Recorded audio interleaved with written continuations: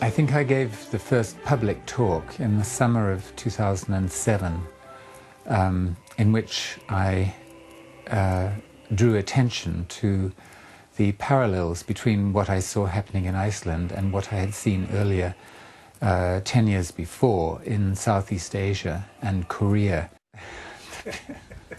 The people sort of smiled a little at my naivety and just politely said that in Iceland we're not like the people in Asia.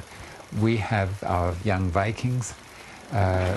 They are very clever business people.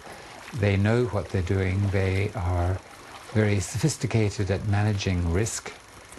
And so there's really nothing to worry about. I mean, when you went and met the president or some of the politicians or the head of the stock exchange, it was very clear that they held the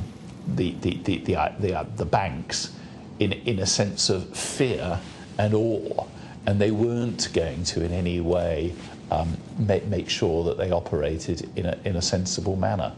What is remarkable and what is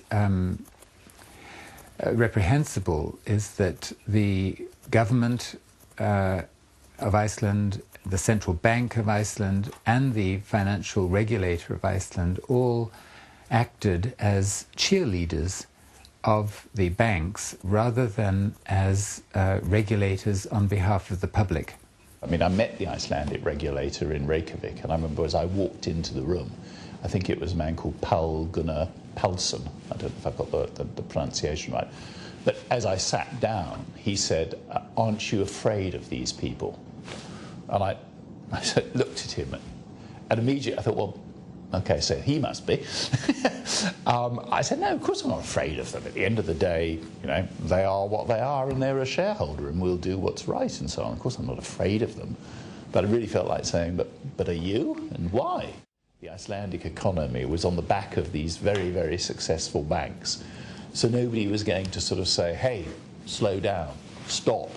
Nobody was going to challenge them because of the impact that that would have had on the local economy. When it came a matter of assessing what I was saying, or indeed even what the IMF was warning on the one hand, and what Frederick Mishkin, who's a well-known monetary economist, and Richard Portes, who's also a well-known economist, were saying, they tended to go with the good news rather than with the bad news. And what they didn't know at the time was how much money these people were paid.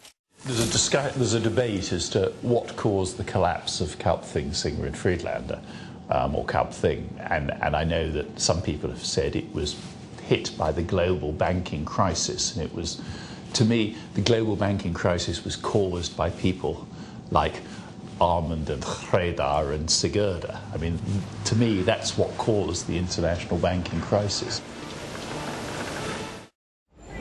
When somebody says, one of these rich people says that the money has just vanished, that may be partly true because it's simply a write-down of the value, the market value of the assets that they own.